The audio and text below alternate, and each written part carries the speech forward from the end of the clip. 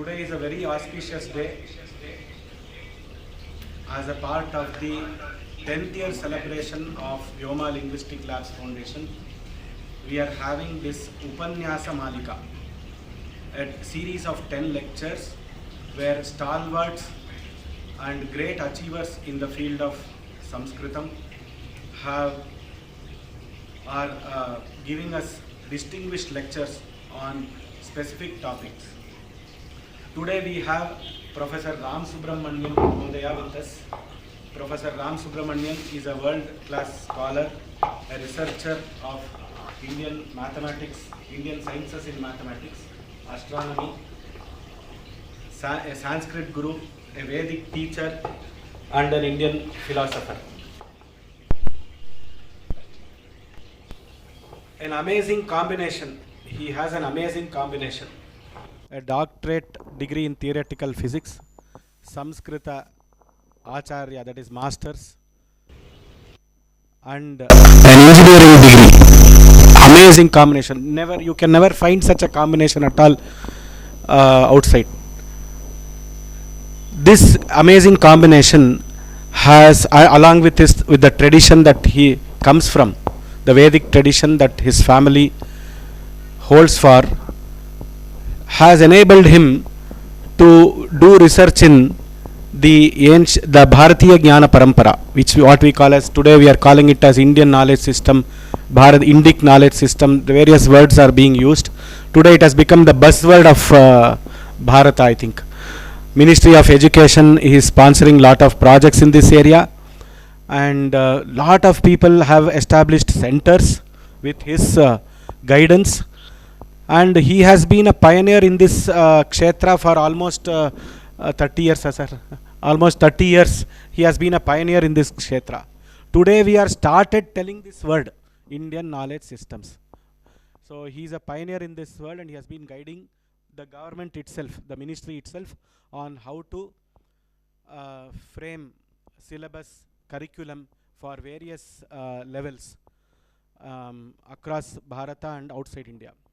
There are certain gurukulams like Agastya Gurukulam and a lot of gurukulams which he is guiding, and for which he is preparing the curriculum for Bharatiya Indian mathematics, a focus on Indian mathematics. So he serves as a chair professor, leading various research activities. One of my friends, Nagendra Pavan is also working under him. He keeps on telling, every day I have a new learning with professor. Everything, today I think I will be doing this thing, so I learn a new thing when I interact with him. Such is the learning amongst a guru of his nature. He serves as a chair professor for the cell of Indian Sciences and Technology in Sanskrit at the IIT Mumbai. His core areas of expertise are researching, preserving and disseminating this knowledge, the Bharatiya Jnana Parampara. So we are fortunate that he is available amongst us to give a lecture on a small awareness talk. For him, I think we should give probably minimum a year to talk on this subject. That is the kind of, he can prepare a course, postgraduate diploma course in this subject. We have called him and said, please do 1 hour lecture. It is like calling Vasishtha and asking him to do Punya Vachana when he can do Ashwamedha Yaga. So that is what we are doing.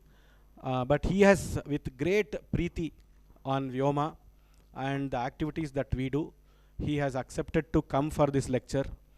And amongst all the lectures, this is a face-to-face lecture. So we are fortunate that he has given this opportunity for a face-to-face lecture, so that our eyes and ears are open, and we understand this subject in detail, and we take up some activities for ourselves, and we can proceed in this area. People who are interested in research or working in this area can join hands with this team that the whole country is today following. A warm welcome to you, sir. Sashtanga Namaskara Rupa Swagatam.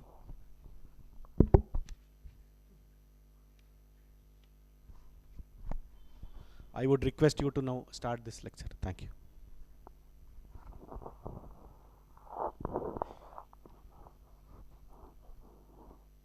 ॐ सदाशिवसमारम्भां शङ्कराचार्यमध्यमाम् अस्मदाचार्यपर्यन्तां वन्दे गुरुपरम्पराम्.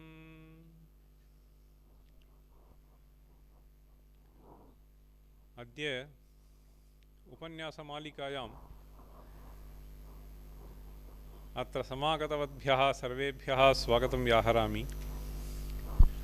आयोजकेभ्यश्च धन्यवादान् व्याहरामि.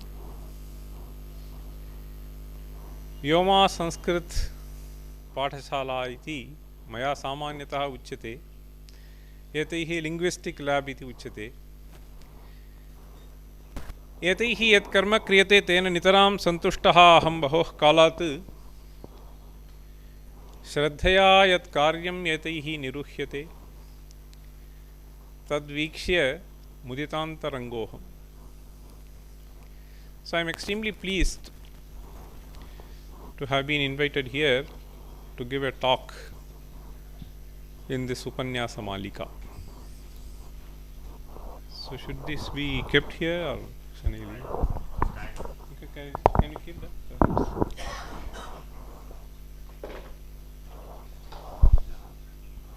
Tena bhavati va? Okay. Okay, let me screen is shared. Okay.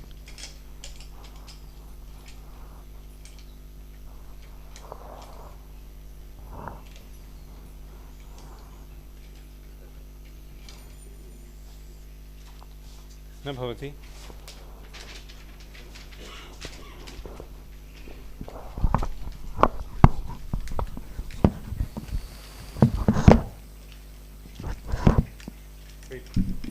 Does this pick up or it does not pick up?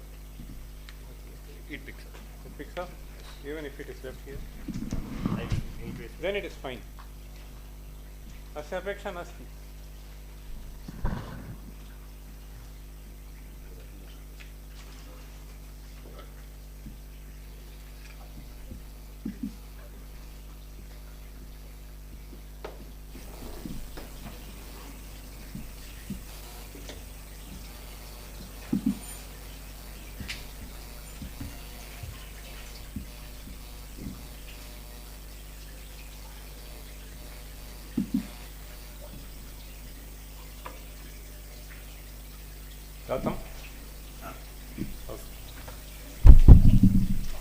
Okay.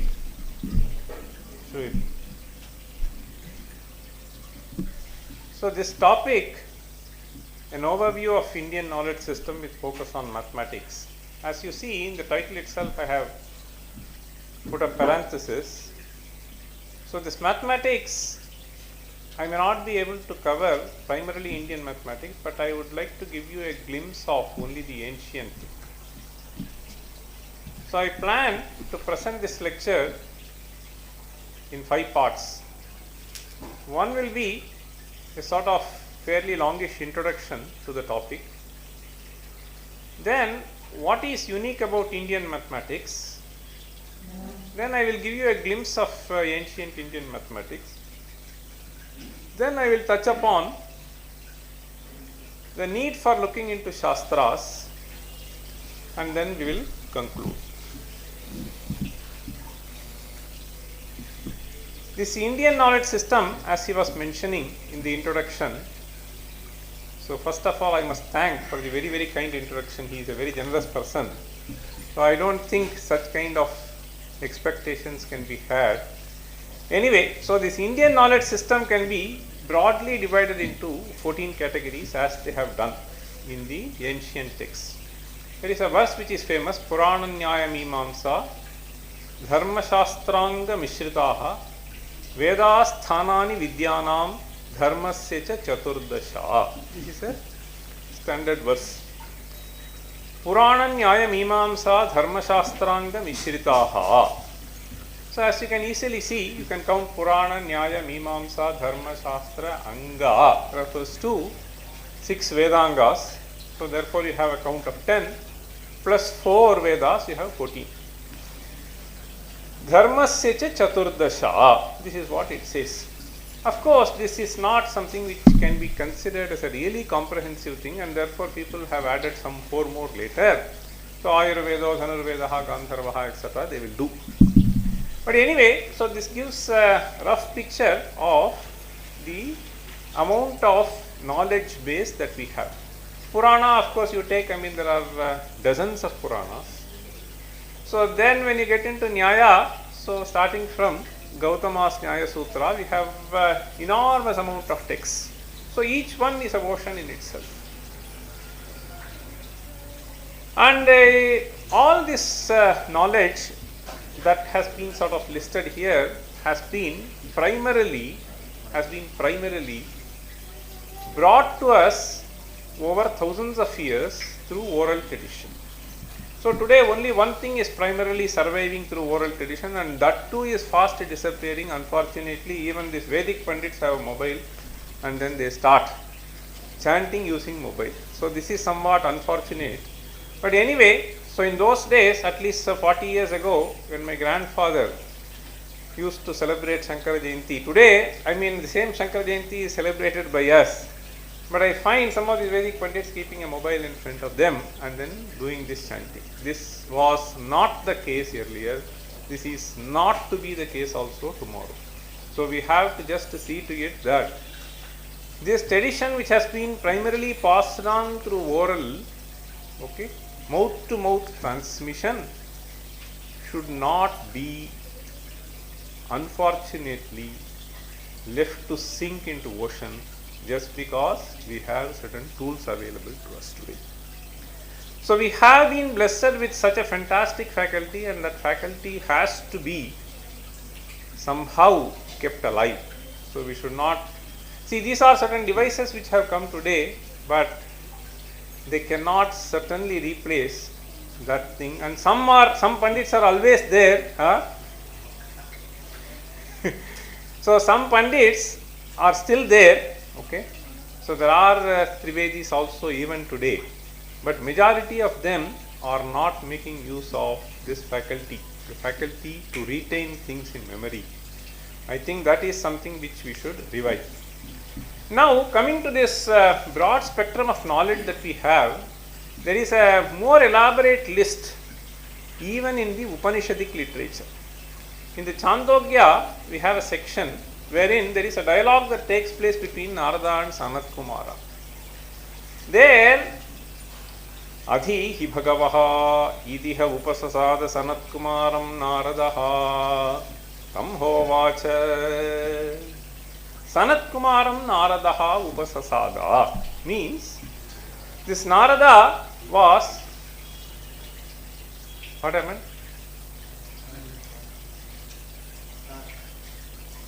So this Narada approached Sanat Kumara. So he asked, what is it that you know? Sanat Kumara asks. So and then Narada says, Rig Vedam Bhagavothyemi Yajurvedam Samavedam Atharvanam Chatutham Itihasa Puranam Panchamam. Then he lists a few things. Rasim Daivam Nithim Vako Vakyam Ekayanam Deva Vidyam Brahma Vidyam Bhuta Vidyam Kshatra Vidyam, Nakshatra Vidyam, Sarpadeva Jana Vidyam. He presents a long list, I know all of them. So this is what Narada responds to Sanat Kumara. Soham Bhagavaha Mantra Videva Asmi Natmavit. So I have mastered all these disciplines. I may consider only myself as a mantravit, not the Atmavit. So there is something which is interesting to note here, but the reason for quoting this is not to take you to Atma Vijnana and explain that now, but to tell you the kind of list that he presents. So this is the kind of discipline that Narada says that he has mastered. For us to appreciate, I have given anyway the slides will be available for you to see. So Vako Vakyam is a new terminology.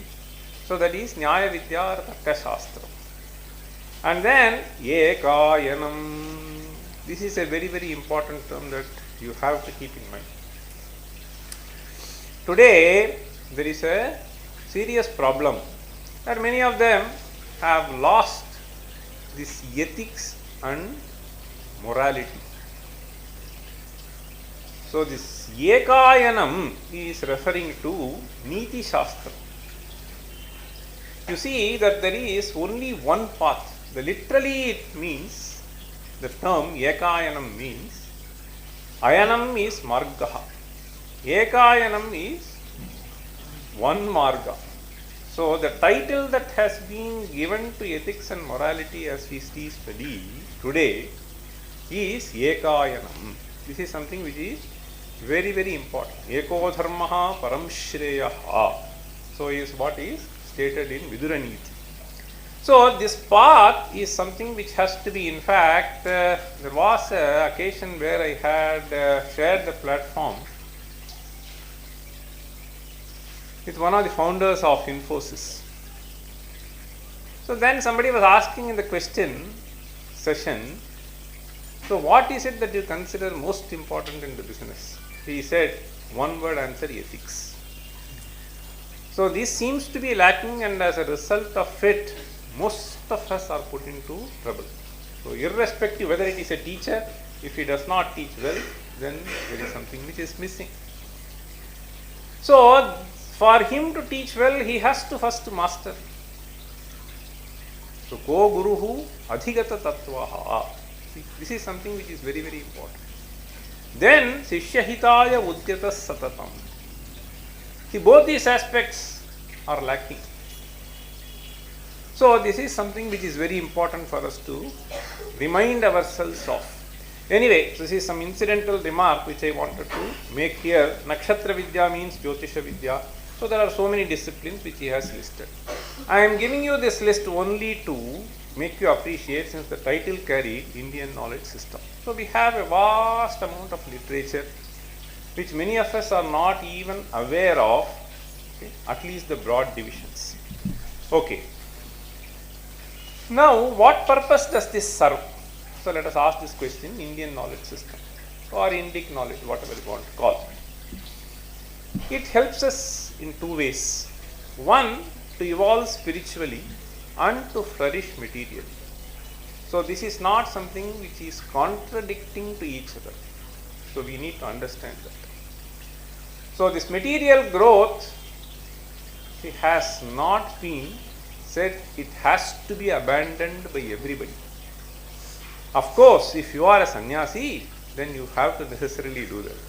Being a sannyasi, if you want to have materially flourishing lifestyle, that is not something which is accepted. For different people, different things are important. So these two things are not in principle contradicting to each other. Shreyascha preyascha manushyametaha tau samparitya vibinakti dhiraha shreyo hi dhiraha abhipreyaso vrinite preyo mando yogakshema vrinite. In order to convey the message strongly that it is the Atma Vidya which ultimately gives you complete satisfaction, so people have said Shreyo hi dhiraha abhipreyaso vrinite preyo mandaha yogakshema vrinite. So we are all mandas anyway, so there is nothing wrong in doing this, but that cannot be lost from our sight. Okay, so this is something which we need to keep in mind. And of course, we all know, many of us may be aware, that India has been really flourishing. So the GDP, etc., there are various data which are being shown to us today, that this has been materially also flourishing civilization. Not only spiritually, but materially also flourishing civilization. Almost 30% of the GDP of the entire world was in India. Okay? At least a few centuries before. Okay. But this Indian knowledge system has not been looked into the seriousness with which it was looked into and transmitted for thousands of years, for the past couple of 100 years. And the reason is multifold. So I will not get into that. And there are only a few scholars who have been doing this in a serious way, really handful scholars, and not even institutionally. Today I am so happy that there are a few other agencies also like Vyoma who have been trying to fill this gap which the society has been hankering for. And when we look into these ancient things, it has been declared even by one of the greatest poets, Kalidasa, Puranamityeva na sadhu sarvam na chapi kavyam navamityavadhyam. Second sentence is important. Santah parikshya anyatarad bhajante moodhaha parapratyaya buddhi. In fact, we have all been, unfortunately, parapratyaya buddhi. So this parapratyaya buddhi means he does not think for him on his own. He just simply gets carried away with the wave. So this should not be done. And this has never been done even in the Indian tradition. I will have several quotations later for you to realize how we have been continuously upgrading each and every discipline. There are certain truths which can never be shaken up, but there are various other disciplines which the very discipline's nature is such that it will progress only with more and more observation, and therefore the earlier thing has to be abandoned and new things have to be adopted. Okay? So this is something which we need to keep in mind. Okay. And we have been really fortunate that there was a committee which was established with people who are serious thinkers to formulate what is called national education policy. And in this they have very clearly stated the rich heritage of ancient and eternal Indian knowledge. So this has been the guiding spirit of this policy. The pursuit of jnana, wisdom, prajna, and truth, satya, was always considered in Indian thought and philosophy the highest human goal. So the aim of education, so this is something which we have to keep in mind.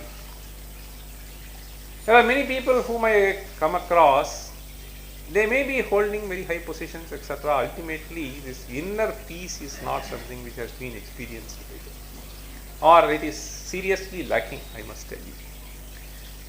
So this is again a very, very important component, and our civilization has always laid stress on the fact that this vidya, at least two things it has to produce. One is vinaya, the other is atma tripti. If it were not to produce, then I don't think the purpose of vidya is served. So here this vidya, there is an interesting saying in Bhagavad Gita, nahi jnanena sadrisham pavitra miha vidyate. There cannot be anything which can be really purifying the individual than this jnana. Okay? Pavitra miha vidyate. The other thing is sa vidya ya vimuktaye. This is another statement. Where do you find this? This is an oft-quoted statement which is in Vishnu Purana. In fact, the entire verse is important to know. Tat karma yanna bandhaya sa vidya ya vimuktaye. To repeat. Tat karma sa vidya ya vimuktaye. So, tat karma yanna bandhaya. In Sanskrit, there is always something called uddeshya and there is something called vidheya. Okay? This uddeshya vidheya bhava has to be very clearly understood. Suppose I say, so do you see some person there? And then you say he is Vasudeva. Now the person whom you are referring to is uddeshya, and then you are identifying him as Vasudeva. That is what you want to ultimately convey. So, uddeshya vidheya bhava. Similarly, savidya ya vimuktaye. Here, in fact, the vidheya has been put first and then the uddeshya has been stated later. Okay. So the purpose of Vidya, so only that can be considered as Vidya which has the potential to liberate you from all the afflictions that you are undergoing. So Sa Vidya Ya Vimuktaye. In fact, recently I just came across a book and I don't know what made this person do this. I found that in the title of the book itself, in the front cover, so he has said, instead of putting Ya and Sa this way, as it is in Vishnu Purana, Sa Vidya Ya Vimuktaye, he has said Ya Vidya Sa Vimuktaye. I don't know, it doesn't make sense to me. So this is another thing which we need not do. See, there are some people who do not really understand this and then they think that they can twist it. See? So this quotation really is a very important quotation. I don't have time to explain this. The later half of the verse is also very important. Anyway, now coming to this NEP again, I want to bring this para to your attention. So because this also gives a comprehensive picture and at least a few important names. The Indian education system produced great scholars like Charaka, Sushruta, Aryabhata, Varahamihira, Bhaskaracharya, Brahmagupta, Chanakya, Chakrapanidata, Madhava, Panini, Patanjali, Nagarjuna, Gautama, Pingala, so Maitreyi, Gargi, Tiruvalluvar, and so on and so forth. Now, so I will be just touching upon none of these things which you see here, but something which is little earlier. Okay. So this Aryabhata is around 5th century, Varahamihira is around 5th, 6th century, Bhaskaracharya, there are two Bhaskaras, one is 7th century, the other is 12th century. Then Brahmagupta 7th century and so on, they are all mathematicians. One other important figure is Madhava, who was in 14th century, who has actually given, so if there are students of engineering and mathematics here, you may recall that you would have studied this infinite series for pi, infinite series for sine and so on. See, sine theta is theta minus theta cube and so on. So normally this is attributed to Newton, Leibniz, Gregory and so on, who were in 17th century, but this Madhava was in 14th century. He has arrived at the same result but with a completely different approach. This is something which we need to know. Okay. So we have reached the heights of, so these are all very, very important discoveries from the viewpoint of advancement of mathematics. In fact, expressing a quantity which is finite in terms of the infinite series is considered a landmark in mathematics. Okay. So this has been achieved around 14th century. How many of us know? In fact, I myself did not know till I graduated, or rather did my postgraduate in physics. Okay. Fortunately, see, Daivat, we get drawn into something, right? That is how it happened that I got drawn into this kind of studies at a later stage. Okay. Look at this. This is another thing which really pains me. All of us have to think about. I don't know how. See, for instance, when they list various things, they also list architecture, shipbuilding, and so on. So, this architecture, shipbuilding, and navigation have been really experts. So, and at least architecture is something which we can see. So, when I go to some of these places, what really marvels me is the kind of symmetry that we see. So, absolutely symmetrical and identical things will be carved out. But today, if you go, there are some stone structures which are created, okay, both in US as well as in India. They have some money, they import some people here, and then they do that, but we do not see the kind of the beauty that we are able to see here. So the proportions are important. Okay, somebody had created an elephant kind of a thing. The leg, the head of the elephant looks like a pumpkin. The body looks like a brinjal. I mean, it is so bad. I mean, it can't be understood. I don't know. So simple proportions are completely missing in various things. And some of you who see these dolls also, very rarely we find some good artists. Even the clay dolls. Most of the dolls which my grandmother had used, I mean, they are all beautifully done, clay dolls. But here, I mean, all kinds of dolls are only painting is available. So these are things which we cannot lose. And see, for instance, this is available even the 18th century I am talking about. This Ahalya Bhai, if you just go to Madhya Pradesh, So I was astonished to see these kind of structures, really simply astonishing kind of structures in 18th century. Okay. So the big question is, so how do we sort of revive and create these artisans? This Indian knowledge system is not merely only Sahitya or Vedanta or Mimamsa. So all kinds of practices that they have been doing, which are appealing to eyes, aesthetically appealing, are also important, and we need to somehow revive them. Okay. So we need to create a society where we can bring in those kind of artisans, whether it is Tanjavur thing, painting. So that kind of nuances that we see in these figures are really lacking. We should be, with all these tools, I wonder. So they did not have any tools. In fact, I was asking one of the senior sculptors whom I met 10 years ago, so how did you actually make these things? He was saying that there will be a couple of people who will be continuously trying to do the process of annealing and so on of the steel, and then the chisel will be continuously supplied, and they have been able to achieve with that. Okay. With all these cutting tools, we have lost this. So whether it is the sculpture or it is this kind of bronze statues or wood carvings, so these are all things which have to be nurtured. So the point I wanted to drive was, fortunately this NEP has laid stress on that. At least a certain viewpoint to appreciate these things should be inculcated when the children undergo school education. So they are trying to do this. So we are part of some committees.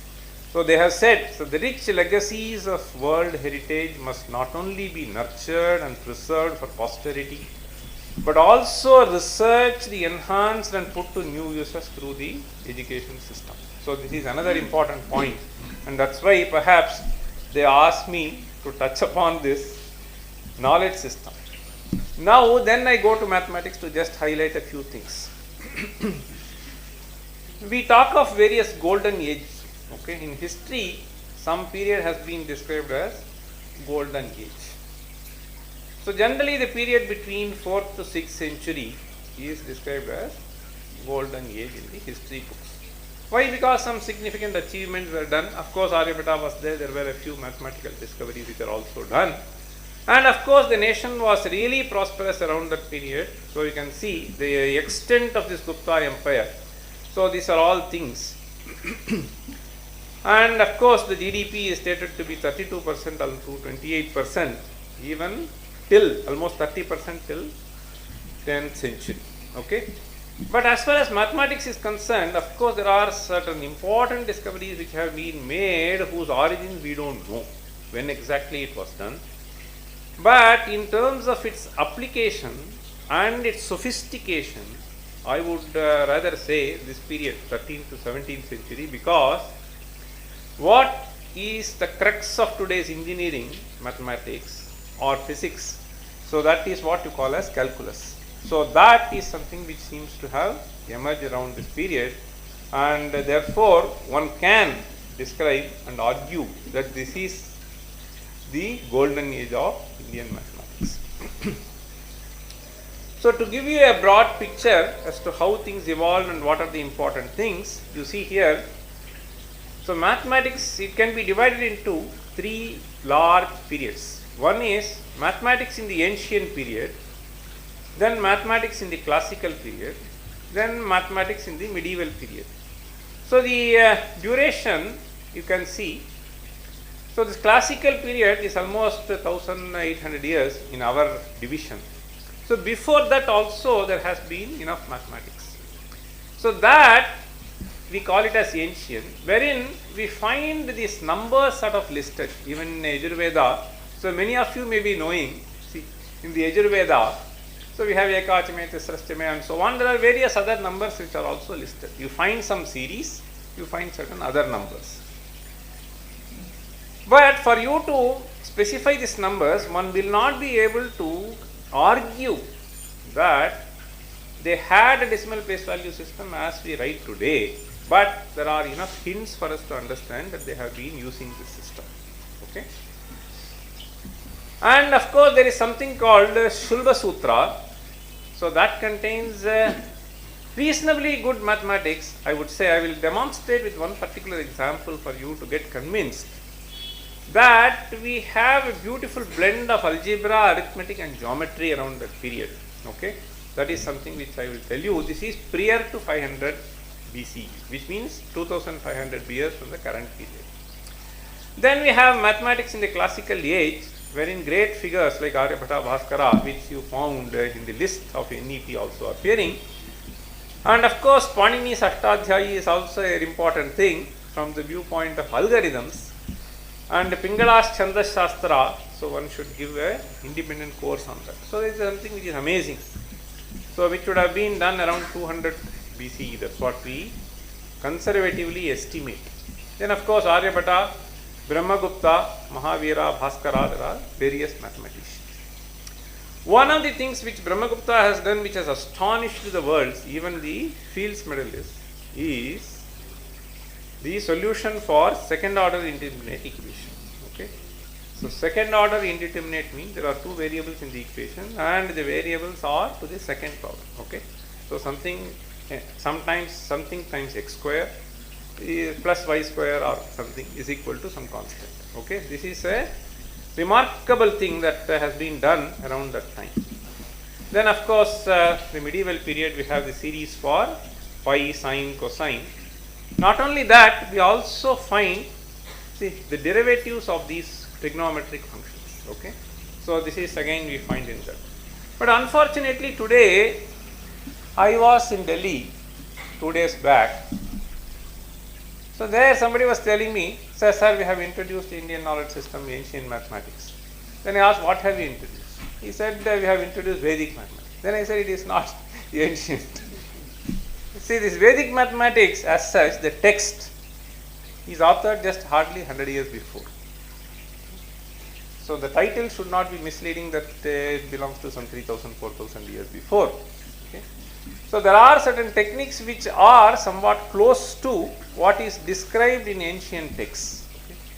But that should not be considered as that. So regular Indian mathematics is something which starts with Shulva Sutra and certain other texts, not with Vedic mathematics. Okay.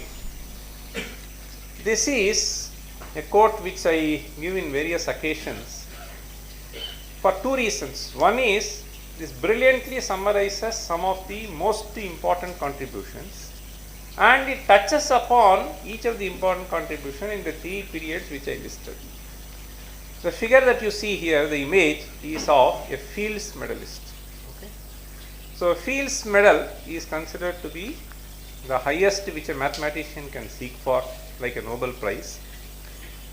So he is a Fields medalist, David Mumford. So he took some serious interest in history of mathematics, and about 15 years ago, he impressed upon some of the senior mathematicians in India and asked them to organize a series of talks on history of Indian mathematics. So since he is a Fields medalist of great repute, our mathematicians could not ignore his request, and therefore they were obliged to organize, and some of us went and gave talks. Okay. So I used to go from Mumbai to Chennai. It was done in Chennai Mathematical Institute. And he was so meticulously sitting in the front row and taking notes. So this David Mumford, so serious. I mean, he would have been 65 plus then, I'm sure. He was taking notes.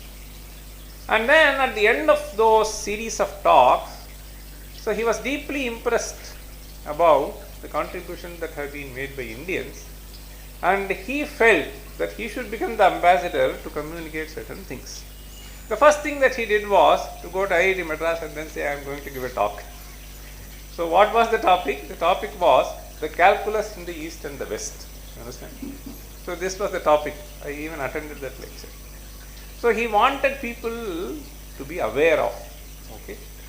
And then he came to IIT Bombay and he also gave a similar talk and then went to the famous institute TAFR, Tata Institute of Fundamental Research, and gave a talk. Okay. So why? Because he felt so deeply impressed the kind of contribution that have been done, and the same results have been arrived in a completely different way. That is the thrill that a mathematician has, right? A true mathematician. So if you look into these aspects, you are really thrilled. Now just look at this passage. He asked this question, did you know? This is after that was over. So he even insisted that a volume be produced, and he wrote a longish preface and so on. There was another volume which was produced, for which, see, normally when a book is written, so it goes for review, right? Certain people will write reviews on the book. So he was asked to review a book on mathematics in India. So what he did was, he just grabbed the opportunity to write some 6-7 pages, okay, tightly written 2-column printed page. So book review can be 1.5 page, but he decided to write 8 pages, and then he decided to just communicate whatever he had to communicate about this tradition. That is some important review which many of you should read. Amazing review. So he writes, he begins that review with this. See, did you know that Vedic priests were using the so-called Pythagorean theorem to construct their fire altars in 800 BCE? Understand? So look at the term Pythagorean theorem. I studied as Pythagoras theorem. I don't know how many of you studied like that. Pythagoras. See, he is a careful mathematician. And therefore, he has written as Pythagorean, which means belonging to the tradition of Pythagoras. That's all. You understand? So Pythagoras as an individual cannot be attributed to this, and therefore he has used this term. This is anyway around 500 BCE, but then he also makes it a point to say that it was 300 years before. And what was the context in which they have done? In the context of constructing fire altars. Okay. So they had lot of mathematical innovations which were done in that context. So this is one aspect belonging to the ancient thing. Many of us do not even know. Suppose you have to produce the roof, you see, which is a sort of triangular in shape. Okay, so a slanted roof. Without this, you cannot calculate the amount of thing that you have to purchase. Understand? It has enormous amount of applications without our knowledge. Okay, and some of these brilliant discoveries that have been made has only two things. I used to tell my students in IIT Bombay when I offer this course, they get just quite thrilled to know there are only two fundamental principles. One is this Pythagorean theorem, so-called Pythagorean theorem. The other is similar triangles. If you are able to watch that, then you can produce amazing results. If you look at the second point, he says that the differential equation for the sine function in its finite difference form. See, sine function normally we study in schools, okay, as you draw a right angle triangle, there is an angle opposite by hypotenuse. This is how the sine function is defined. But sine function can also be defined as solution to a second order differential equation of some type. Anyway, you look at this. So how do you calculate sine value? Suppose you want to get sine 28. How do you do? Press 28 and then sine function, right? This is how we know. We don't know any other way. We have absolutely no clue. But sine function is something which is ubiquitous. Okay? You take even the projection on the screen that you see is all basically the dancing of electrons which happens in a sinusoidal pattern. So this is how, the electronics, if you do go deeply, you know this. If you see, if you have seen any of these books, I think Tata McGraw or Macmillan used to produce this electromagnetic theory. There you will just see the sine waves, okay, perpendicular to each other, right? So many of these books they will show that. So anyway, the point I am trying to say is, this is something which is ubiquitous and people have used it. I was quite thrilled to know when I entered into this domain of studying astronomy, how they have been impressed about the importance of calculating sine function precisely. Okay. So there are chapters on books on mathematics and astronomy which deal with how to find sine function precisely. It is basically the connection between the chord and the arc of a circle. Now what Mumford is saying here is, so in the 5th century, whom he has in his mind? Aryabhata. It is Aryabhata who has given this. So a differential equation for sine function in finite difference form. Okay. So was discovered in 5th century. Okay. So this is an amazing result, I will tell you. And of course, this is the third thing which comes in the sort of 13th to 17th century which I was mentioning. Around 14th century, Madhava has given this series. and he has given it inverted quotation just because it is a misnomer. You understand? So it should be called Madhava series if it were to honor the founder of the series. Okay, 1 minus 1 by 3 plus 1 by 5 and so on. Okay, then the other aspect is all these discoveries that we have been talking here have been either put in the form of small sutras or in the form of beautiful metrical composition. This is a unique feature of Indian mathematics. So since many of you are lovers of Sanskrit, I will just give you in 2-3 minutes some 2-3 verses. I am not going to elaborate. There may be various other lectures which you will see where this has been elaborated. For instance, if they want to give some nice examples of solving quadratic equation or various other equations, so they will choose examples from either flora fauna or from Itihasa, so that people learn Itihasa incidentally. They also get engaged with nice stories even while learning mathematics. Today many students have phobia, no? Equation, that's all. Okay, so they just get math phobia. So here you see Parthah Karnavadhaya Marganaganam Krudho Rane Sandadhe Tasyarthena Nivaryatacharaganam Mulaischaturbhirhayan Shalyam Shadbhiratheshu Bhistribhirapi Chhatram Dhvajam Karmukam Chichedasya Shirasharena Katite Yanarjuna Sandadhe. This is presented in a meter called Sardula Vikritikam. It has a 19 syllables.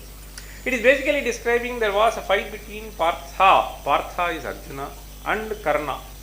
So it just says, so Arjuna shot so many number of arrows, he shot so many number of arrows, and they sort of collided with each other, half of them fell down, and these many were used to finish the horses, these many were used to finish this, and so on and so forth. Tell me what is the total number of arrows that Arjuna shot in order to finish Karna. See, that is the last word. Katite yan Arjunaha sandadhe. Okay. So this translates to the equation that you find here. See, x by 2 plus 4 into root x plus c. See, this is what is x. Now, when you solve this equation, so you will get x is equal to, okay, say either 100 or, see, this is root x, okay. So it is basically a quadratic, as you can very easily see. Of course, we can take only the positive value because it is number of arrows which were shot. Okay. So this we anyway do. So what I am trying to say is, so one can think of several beautiful examples like this. For instance, you just see another verse.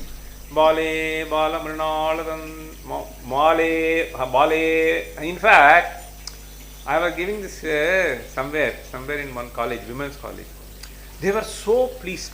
They said, Bhaskaracharya has addressed the girl, so which means, so we had girls learning mathematics in those days. So our society has been much forward than the other Western society, where women were not even allowed to study. So somebody was very interested from a different perspective. Anyway, Bale Marala Kulamula Dalani Sapta Tire Vilasa Paramantaraganya Pashyam Kurvachakeli Kalaham Sayugmam Shesham Jale Vadamarala Kulapramanam. Let me tell you, see, there are many children here, I am so happy to see. I will share one experience here. A few years back, maybe around 5 years, 6 years back, I was in US. I went to Seattle, so the other west part of the America. There somebody asked me that why don't you come and give a talk for school children and teachers. There were around 200, 300 people in the audience.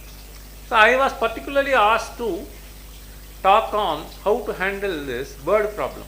So this is before the lecture, he told 2 days before. So he said particularly this children find to solve this word problem very difficult. I did not understand what this word problem was. Literally, I asked him, what does word problem mean? So he said, problem stated in words. I said, it is always stated like that. See, no, it is given only in the form of equations. So equations they are able to solve. When it is presented in sentences, they are not able to formulate the equation, he said. So take any book on mathematics in India, it is only statements. I am saying this because, see, this is a certain ability for the mind to keep formulating the equation as you see the passage. So it is the mental ability that has to be developed, it is not the problem solving capacity. So the mind is so brilliant that it is able to comprehend so many things at the same time. So it is for this reason, I would say, if not for anything else, that we should train people. There is some charm here in learning the verses. You learn the language, you learn poetry, you learn certain other things, and you develop some very, very important skills. Now, one of the skills that is being found to be lacking seriously is to just listen to something attentively and keep in mind. So, some of my students, I just discourage them seriously. I just say, the thesis or paper, some corrections I give, they want to switch on the mobile. I said, what is it that you are doing? No, we want to note it. Note it means note it here. We are just giving a few corrections, they cannot just keep in mind. So this is a serious disability. It is not something which cannot be overcome. It can certainly be done. It is only a matter of training. See, I am so happy this Aradhana is here. So I teach some classes, she attends online. And she immediately does. So this is an ability that we have to develop. So it is very important that. So there may be individuals who may not be able to do this. Those are small in number. But we cannot lose the majority. We should just train them and it is possible. Okay, this will help in many ways. Okay, whatever profession they choose.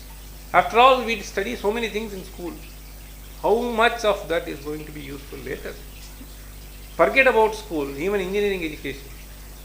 So we just pick up certain abilities to process things in our mind and then apply it later. So it is in this sense, these are all very important things. There are very beautiful descriptions also of flora and fauna. In fact, for the first time I came to know, so when I read only this Lilavati when I was 25 years old. So anyway, so there are very beautiful descriptions. See, he says this flora and fauna description. So he gives a nice example. Alikuladala moolam malatim yatamastau nikhila navamabhaga shalini bhringamekam nishi parimala luptham padmamadhye niruddham pratiranadiranantam bruhikante li sankhyam. He says Alikula. Ali means so we only know one Ali, A-L-I. Ali actually means honeybee. So Alikula Dallamulam means, see, there was swarm of honeybees were there. Okay, Moolam means square root of that. So Alikula Dallamulam Malatim Yatam. So this is a very natural description of what happens if you just watch a honeybee hive. So a bunch of honeybees will go to some particular tree, another bunch will go to another tree, another thing will go somewhere else. So this is what he is basically describing. Okay. So this moolam means, suppose x square is the number of honeybees. X went to some tree. Malatim yatam. Then he says, Ashtau nikhila navama bhagaha. Nikhila navama bhagaha means all, navama bhaga means 1/9 of that. Nikhila Navamabhagaha, 8 times that. Okay, so here the total number of honeybees should be taken as 2x square. Okay, I just made it as x square. So here it is. So because Adikula Dala Moolam is what is stated. Okay. Kula Dala. Dala means half of it. Moolam means so square root. Okay. So anyway, so this is the description. Then he finally says, so what happened was, one honeybee went to a lotus. It was so sucking. Okay, it was not happy to come out, and therefore what happened was the lotus closed. So of the two, okay, so one spouse was outside, the other one was stuck inside. So he says, Prati ranati ranantam. One fellow cries from inside, the other fellow responds from outside. Okay, anyway, this is a problem description. And then he says, So tell me what is the total number of honeybees. In fact, there is a very nice verse, very nice philosophy built from this.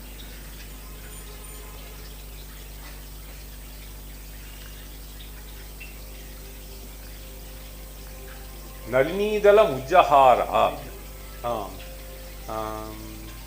There is a verse which goes Ha hanta hanta nalinidala mujahara. What happened? The screen went off.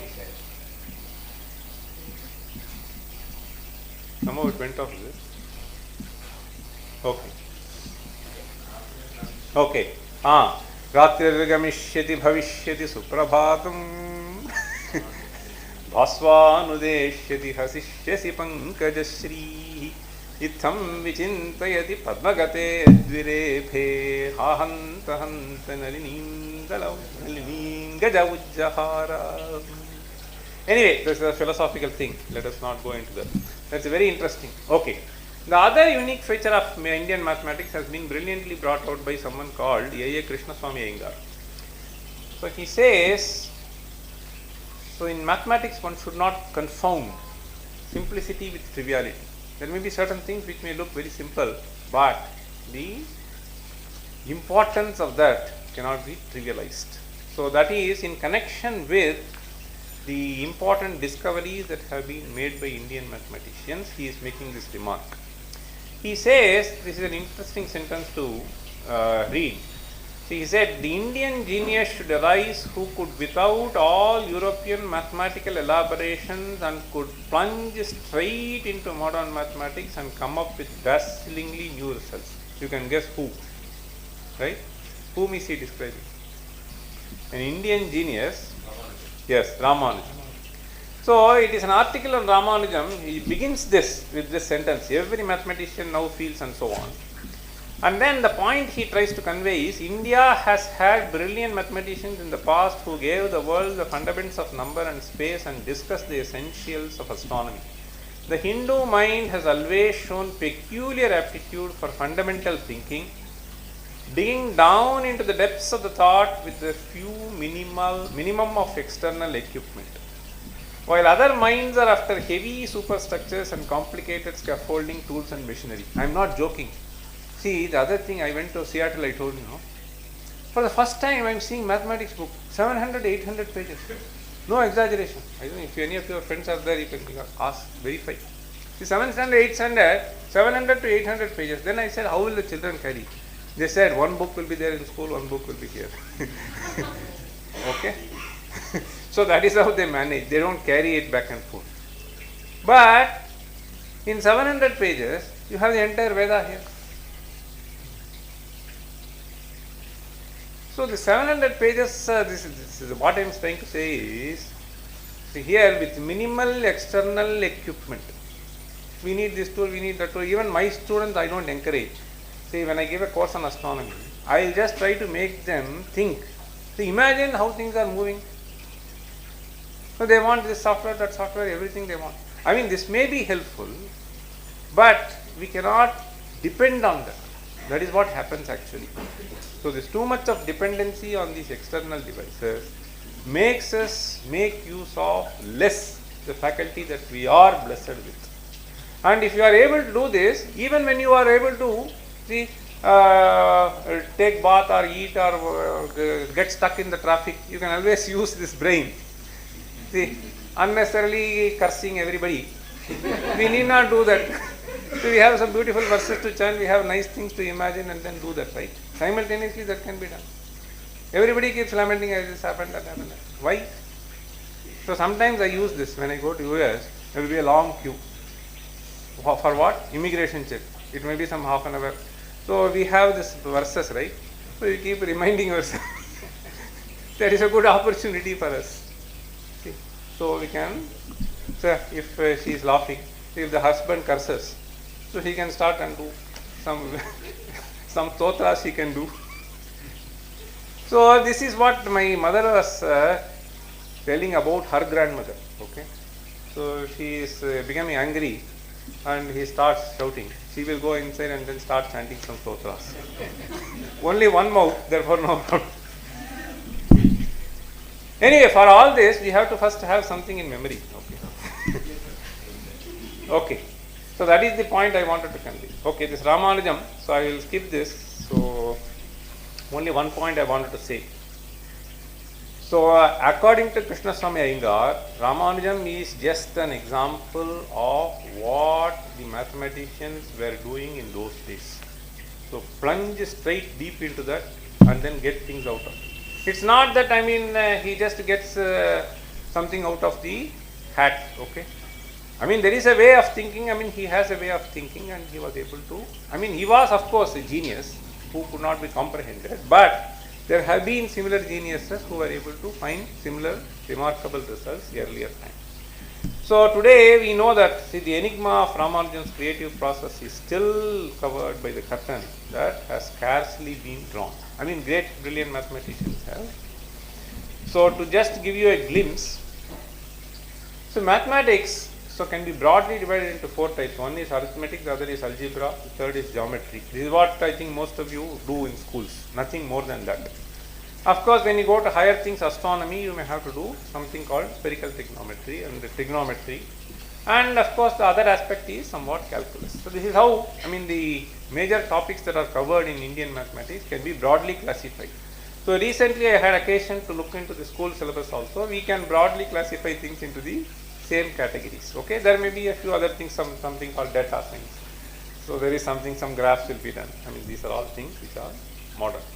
Okay, in the ancient times, so people were engaged, as I was telling, so in the rituals aspect. Okay, so creating altars of various sizes and shapes.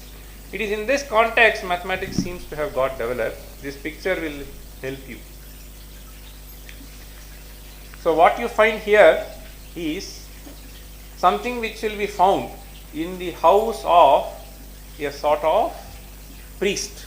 Okay, so who will be doing this kind of a thing. Okay, so regularly doing some rituals on a day-to-day basis. At the center, what you find somewhat in a trapezium shape kind of a thing with curvature of the sides is what is called Vedi. Okay. So Vedi, and the three things that you find around that. So one is called Gardhapatya, the other is called Ahavaniya, and the third is called Dakshinagni.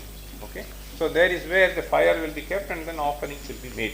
One will be preserved continuously, the other two temporarily they will create and then do some ahuti and then that will extinguish. Now, this thing that you find has some interesting astronomical significance also, the shape. So that we will leave it now. So this Vedi, in fact, see, you have been teaching Shakuntalam, right? So there we have this verse, Vedi. Ami Vedim Paritah Kliptadhishnyaha Samidvantaha Pranta Santir Nadarbhaha Apagnanto Duritam Havyagandhaihi Vaitanaastvam Vanhayappa Vayantu. See, when Shakuntala leaves this hermit, the ashrama, and then moves towards Dushyanta, he says, so the Vedi which I have been using for sacrifices, Ami Vedim Paritaha, the fires which are there surrounding this, okay, may them bless you. Vaitanaastvam Vanhayappa Vayantu. It requires a deeper explanation, but I just got reminded of the word Vedi. So this is something which is even found in the literature.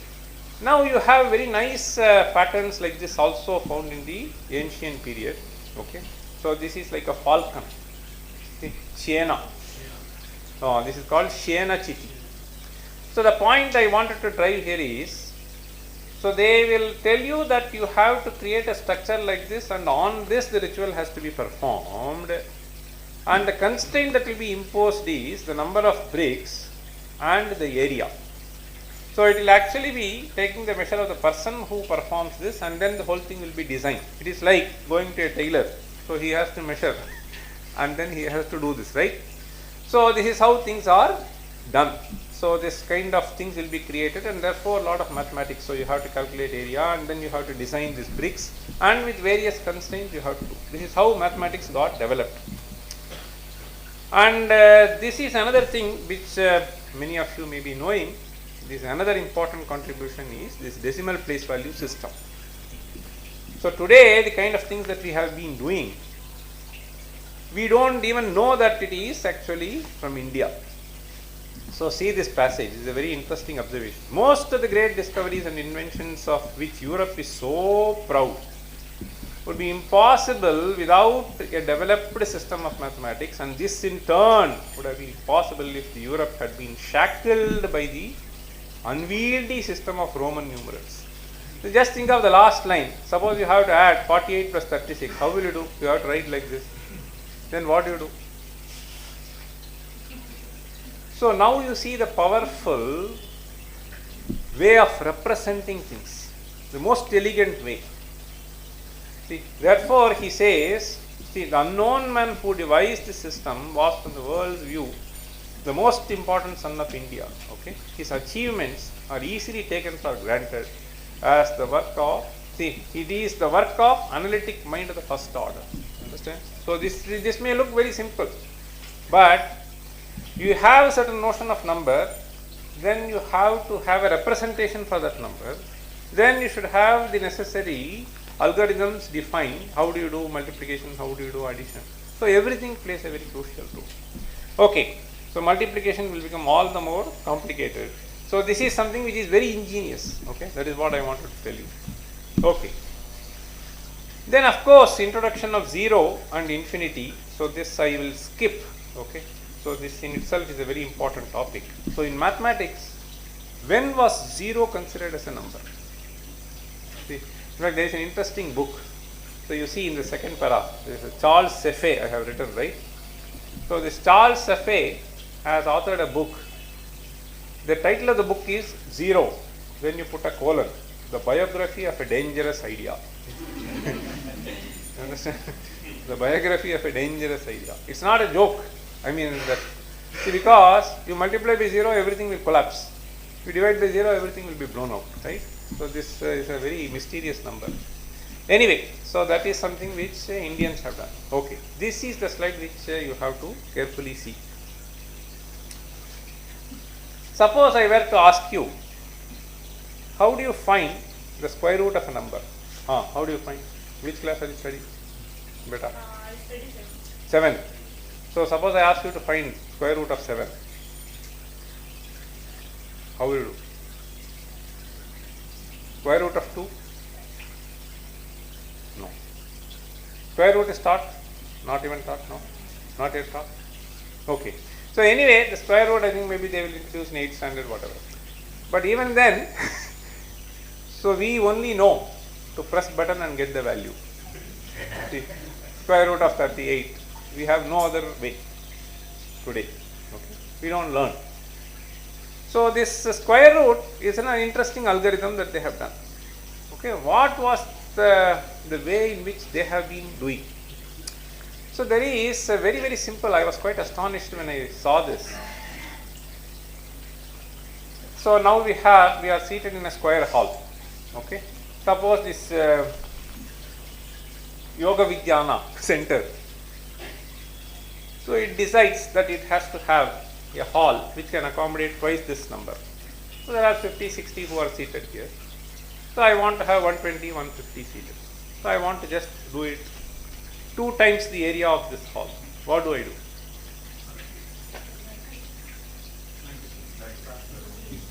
So this side has to be multiplied by root 2. That is all. How do you know root 2?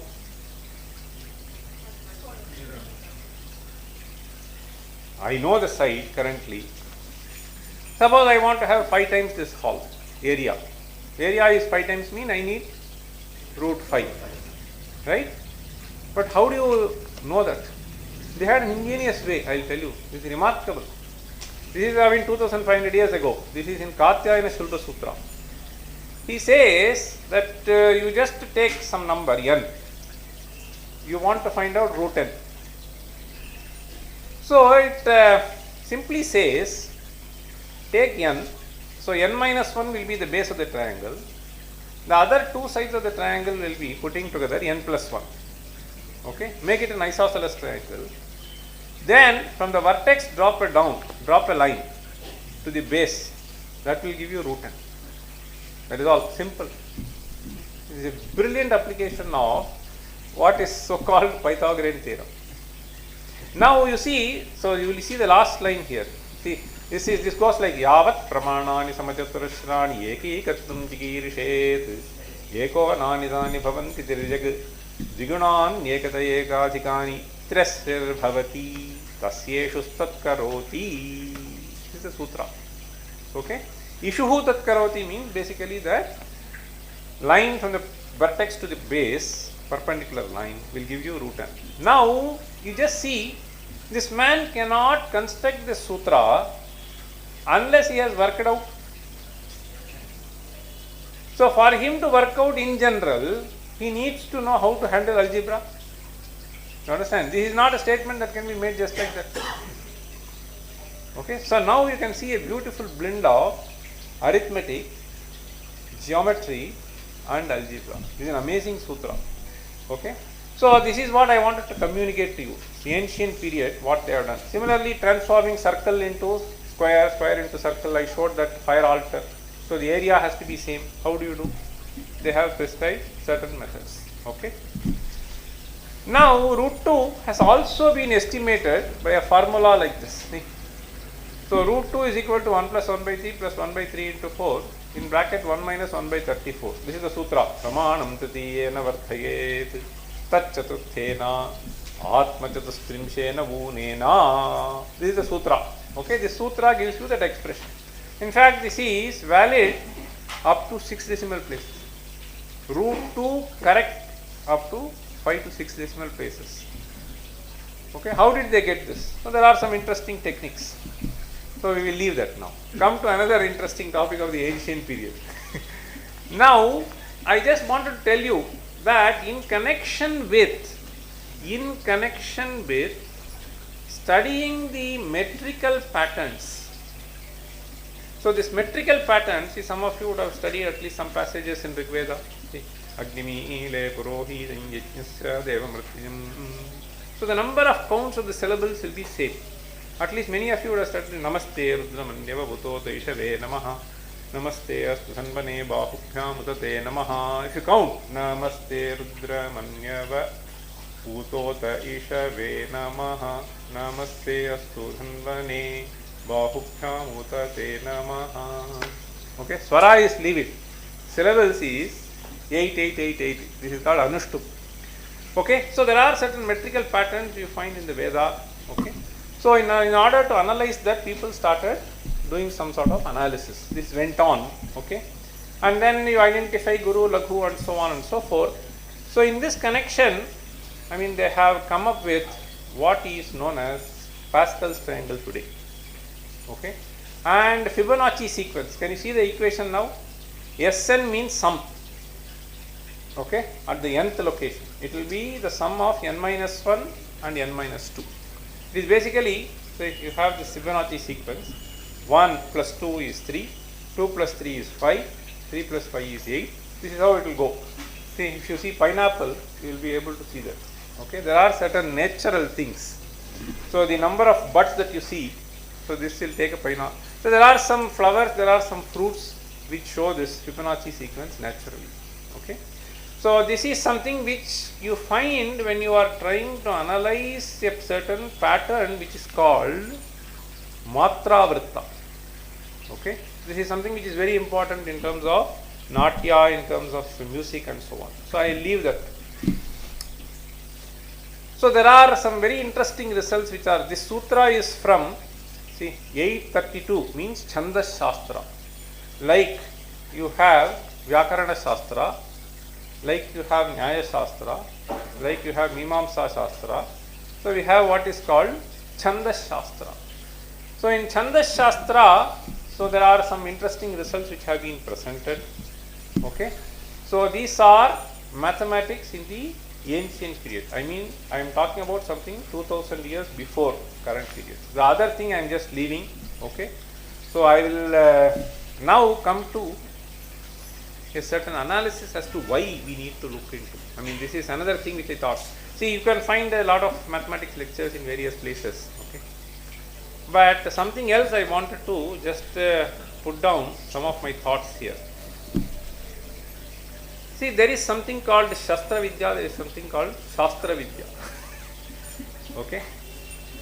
So a nice verse is there. Vidya Shastrasya Shastrasya Dve Vidye Pratipattaye Adya Hasyaya Vruddhatve Dvitiya Driyate Sada. Okay. Suppose somebody, okay, let us say this Kohli, Virat Kohli, or some Sunil Gavaskar, or Tendulkar. They had fame at one point of time. Now they cannot run, right? So there is a vidya which can be used only up to some point of time, through which you will be able to impress. Okay, Martina Navratilova. Okay, sometime you can be famous, but then others will come and take over, right? So there is a Shastra Vidya. Okay, that will be Adriyate Sada. Okay. So Semmangudi Srinivasa Iyer or Ramasubramanian, somebody, even at the age of 70, 80, that kind of a vidya is something which will be always respected. There are two kinds of vidyas anyway. This is one aspect. I wanted to tell you in this sense, so this Shastram and Shastram, this Shastra is, this also is called Shastra. Right? So some tools that you use for this Sushruta, he seems to have done this Shastra Vidya also, playing with the body in those days.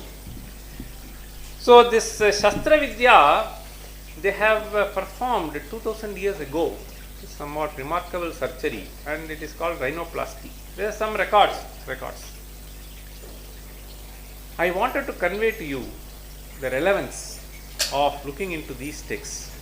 So there you just see Yaha eva yenam janiyat saha rajnyaha kartumarhati. So only people who master this can qualify to do these things. The second thing that he says is Shastram gurmukhodgirnam adayo pasya chasakrit yah karma kurute vaidyaha savidyon etu taskaraha. Shastram gurumukhodgirnam, very important. Gurumukhodgirnam means, as I told you, Guru is someone who is considered to have excelled in a particular vidya. Otherwise, he is no Guru. Okay. So Shastram gurumukhodgirnam, first thing that you have to understand as an experienced person says, number one. Adaya, so he may say, you have to get that right. So this doesn't happen in many cases. Upasya cha asakrit, that is another important. After receiving, you have to assimilate it for yourself. Okay. So first is, the teacher has to be far excellent. Then you have to receive from him. Then you have to digest, internalize for yourself. Then you have to put it to use. So now, first stage itself there is a problem. Second, Grahanam is more problematic. Third, this assimilation is not happening. So where are we? So this is something which we have to seriously think. Yah karma kurute vaidyaha. Savaidyaha anyetu taskaraha. Now more taskaras are generated daily, unfortunate. Okay. Anyway, then the other thing he says, Shastram jyotif prakashartham darshanam buddhiratmanaha tabhyam bhishak suyuktabhyam chikitsam naparadhyati. See, Shastram, see, this is something which is given. It is only an indicator. Okay. Given all the Shastras he says. Shastram jyotif prakashartham darshanam buddhihi atmana, particularly for medical science. Tabhyam bhishak suyuktabhyam, it is very important. Okay? So you have to find a beautiful blend of both. The analysis that you are able to do with your own experience and what has been stated, okay, then chikitsan naparadhyati. It is then only, what you do will be useful for the society. So these are very important messages. There are hundreds of such verses like this. Now, the application of science and technology. This is something which I read as I was traveling in Europe. I took a newspaper, okay. I saw this. See? So some fellow has created a robot and then decided to marry the robot. See the news, okay. The Zen fellow. So this is where, so this appeared now. Just see this. You can ask this question, why did he choose? One possibility is not to get bothered by this, right? So otherwise she will be continuously nagging. So let me have a robo and design. This is one possibility. So we don't need to deal with the emotions. So other possibility is failing to get a wife. See, China, so 113 is to 100, okay, that is the ratio. Anyway, so this is just a joke. So that is why in India also it is increasing. 107 is to 100. So we find a lot of sannyasis, therefore no problem. Okay, some of them brahmacharis, but that is not there in China. Anyway, so the point I want to convey was, this is a very serious thing. See, we have nowadays thought that we will be able to find a solution using this modern technology. I was reading a newspaper, this is just, so they say there is a lot of carbon emission and therefore we have to control. How do we remove CO2? He said, we will create several industries. What will the industry do? Absorb CO2 and then, I'm not joking, see, net emission technology, negative emission technology. So he says, since we cannot commit ourselves to reduce CO2 emission, it has been felt, at least we should mitigate this. Okay, how do we do? So this is what he says. In fact, it is a recommendation. As mitigation remains inadequate to keep warming, so they say, so we have to develop a new industry. Understand? The huge diversion of economic resources should be towards that. So this is, I don't know, this is negative kind of a thinking. So only solution we have to reduce. There is no other thing. You create one more, I create one more, this is endless thing. Okay, this is all illusory. Okay, the last couple of slides. My expectation is simple. Okay, so this is just what I thought. See, if this is a very important thing today, which I find somewhat missing. Small thing, he has mastered in some discipline somewhere. The arrogance just boosts like this. We are trained to project ourselves. What is this nonsense? So, vidyamado dhanamadaha tritiyapi janomadaha madayete avaliptanam yete eva satam damaha. In fact, recently, when I introduced one of my students, PhD students, to the director of IIT Madras, who was sort of known to me, so he wrote to me back saying that I do not like people trying to present themselves too much, okay, in a flamboyant manner. You just ask your student not to do that. You understand? This is how people are sort of trained nowadays. Okay, I find some of these, particularly in America, this is just small thing will be there. You just talk as if you have broken the sky and then went into heaven and then come back. So these are things are projected. Okay, these are trained. People are trained to do that. Okay, this mada vidyamado dhanamadaha tritiyabhijano madaha. So these madas, okay, have to be completely removed. And wise people turn the same thing to make them dhamma. You just swap the letter. Okay, so this beautiful verse. And the other thing is Pitham Dattva Sadhave Bhagataya. This Atiti Satkara is also sort of going away. These are all very important things. How to treat. Customer solli, just brainwashing. Okay, cheating people. How to say no politely or sophisticated manner. Thinking that the other fellow is a fool. We know that we are fool. Anyway, this is how the people are just trained like this. This is not to be done. Okay, it has to be done. That sincerity has to be there. And I find that, I mean, at least one generation, two generations before, now we are not exposing them. In fact, even this namaskara, there is a nice thing, we should know that. What is that? There is a nice shloka. Vittam bandhurvayah karma. Vittam bandhurvayah karma. Vittam bandhurvayah karma. Vidya bhavati panchami. Vidya bhavati panchami. Vidya bhavati panchami. Etani manyasthanani. Etani manyasthanani. Etani manyasthanani. See, what he is trying to say is, Vittam bandhuhu vayaha karma vidya. This is in Manusmriti. These are 5 things which are to be respected. A wealthy man, bandhu, he is to be respected. Vayaha, age. Karma, the kind of activity in which he is involved. Vidya. Etani manyasthanani. The last quarter he says, Gariyo yadyad uttaram.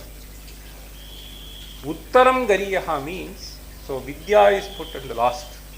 So that is given the highest status. So age etc. come below. Money etc. come below. This is something which we have to learn. Okay. These are not things which are taught. So this is an unfortunate thing. Okay. Everybody says I buy and anyway, so this natvaham kam, this is the ultimate thing that we have to learn. Natvaham kamaye rajyam nasvargam na punarbhavam kamaye dukkha taptanam praninam arti nasanam. See, what is it that we have to set as goal in our life? So this was quoted by Narendra Modi. I'll tell you, I learned this verse only from him. I'm not joking. So 4 or 5 years ago, I mean there was 3 years, 4 years ago, there was some interview and somebody was asking some question, what is it that you want? So they thought that I want the second term, etc. he may say. But that man just quoted this verse. He said, Natvaham kamaye rajyam nasvargam na punarbhavam. All of these are sukhas, right? I don't want kingdom. Nasvargam, I don't want heaven. Heaven means always being happy. Okay? So, nasvargam na punarbhavam. Kamaye dukkha taptanam praninam arti nasanam. See? So, dukkha taptanam praninam arti nasanam.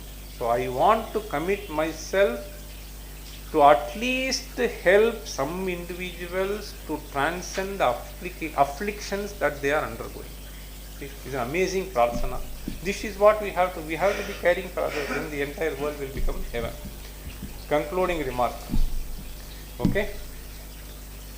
See, this what I wanted to say was, so there are certain technologies which we have to learn for whatever our livelihood. But there are certain important things that we cannot afford to miss for having a life which is worthy living. So that is what I wanted to communicate to you. This is not something which is there available.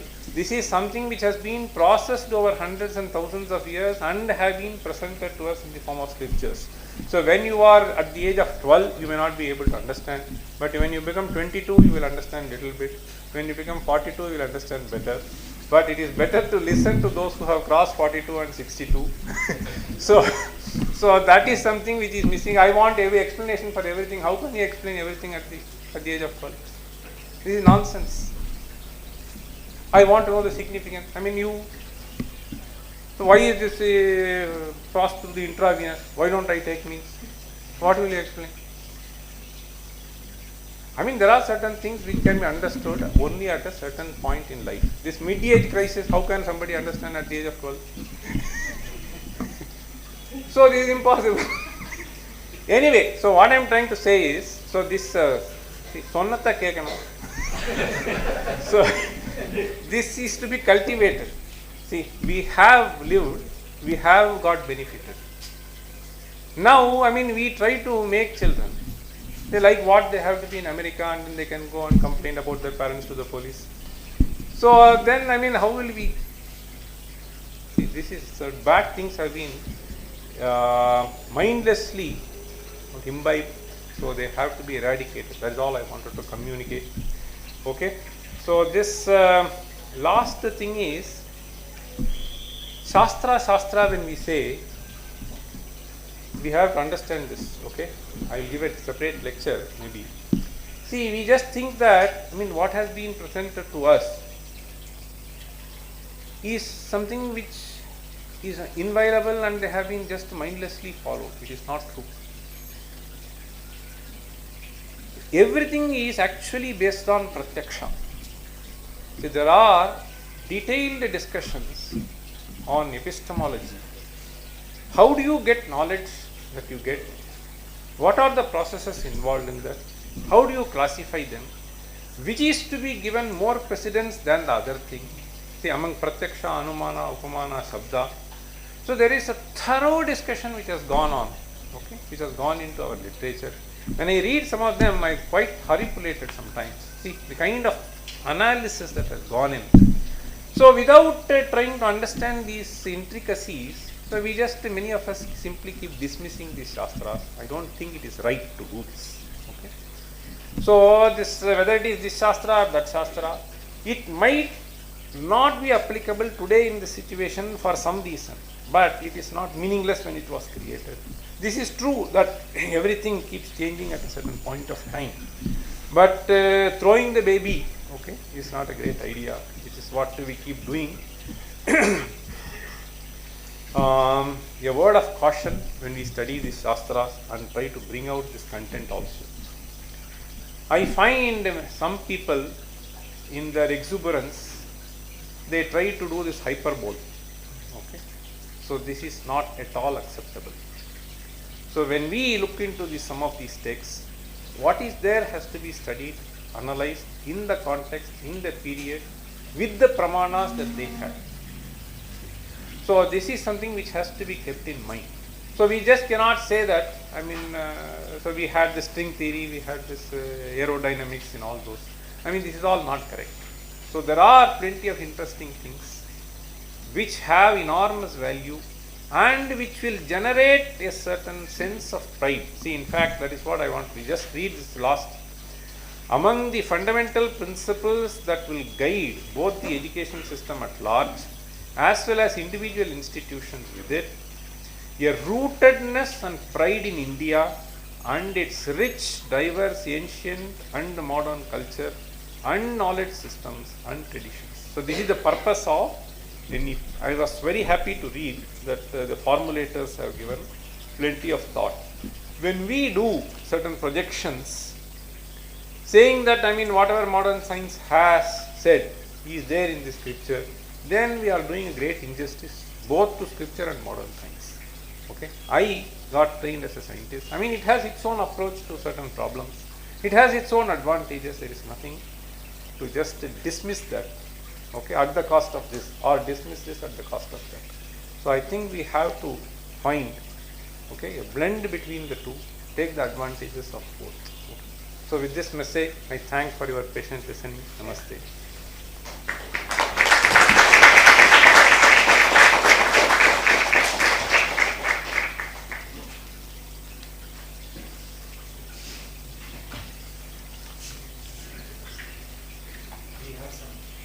Questions? Okay, please.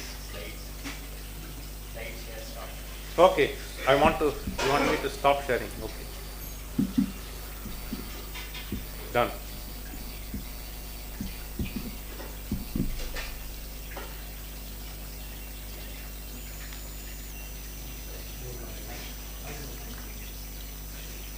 Just a comment. Inside Zoom there are inside YouTube there were a couple of questions.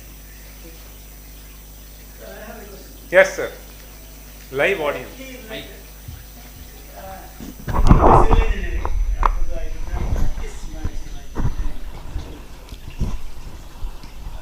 What I remember is just to design a small beam and two supports, just so much of capital.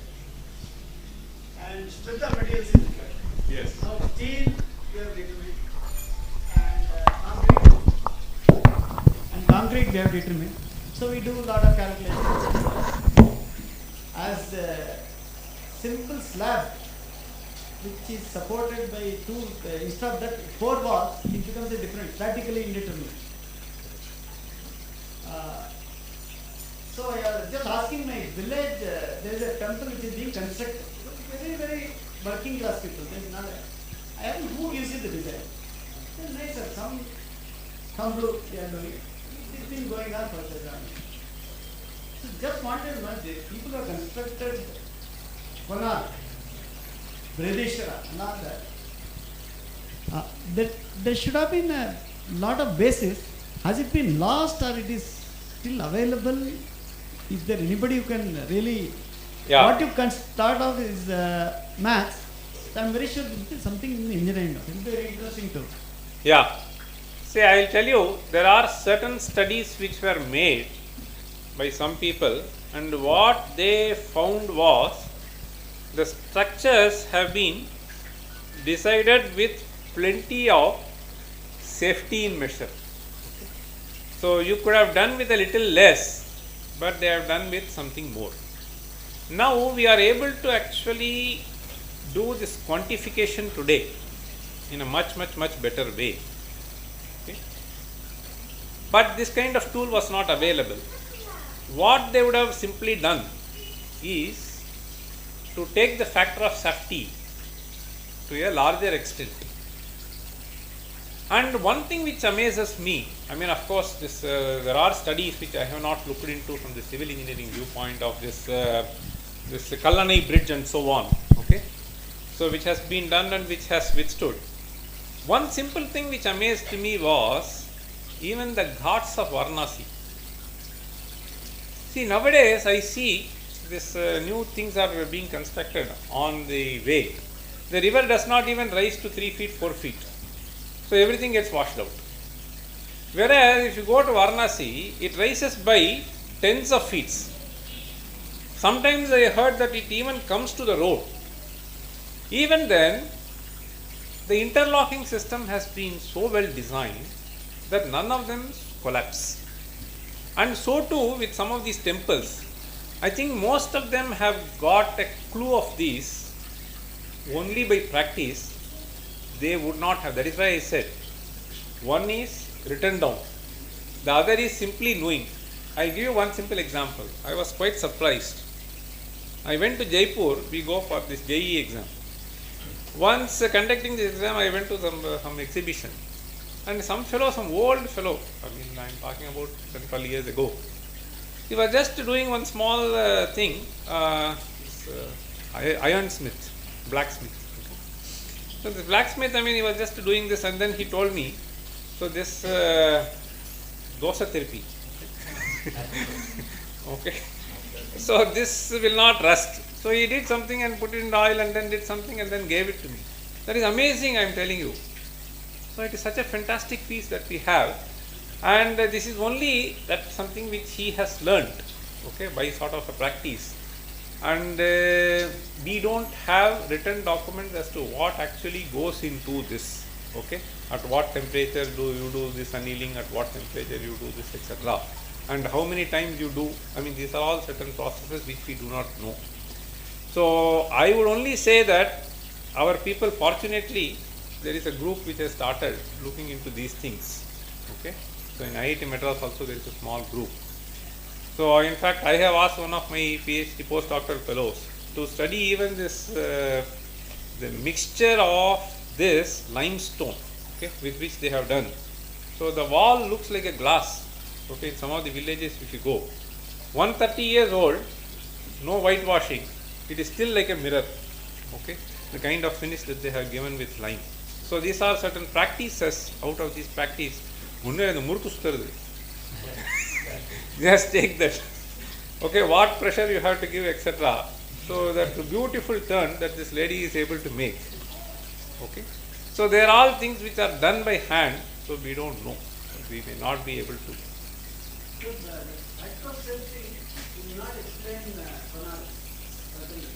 No, one second. Are you asking the orientation and the light falling, etc.? No, the structure itself, see the plan, first of all, plan. To conceive that in mind, how much of you would have had this many drawings which we have to construct today, probably. Starting from, you start with grass, how many acres, east west should be like that, and Pythagoras theorem should be used, that is for sure. Then comes the detail. I am very sure somewhere it is lost. See, I am asking you this because I am just putting a thought in you because you are already much ahead. I don't know that much of something. No. Let us be very, very frank. That is why I said right at the beginning, there is something which is done only by practice, which does not get codified into even local language.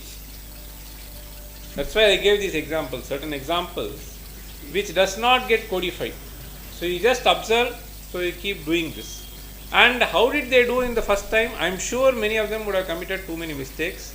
And only by mistake, you just, even like Ayurveda, you just think of. You just eat this grass, people would have experimented several things. And then that experiment, this trial and error, will give you some clue that this is what has to go. And even this, it will vary. I am telling you, even some of these temples, they still keep sinking. So that's why, today we have got something called soil test and so on, we do this. So with all this factor of safety, in certain places it doesn't work. So it does sink. But where it has worked, what is the kind of a thing that has gone in, that is something which is worth investigating. Yes. Determining the age of these Shastras, especially Shulba Sutra, we refer it as 800 BCE.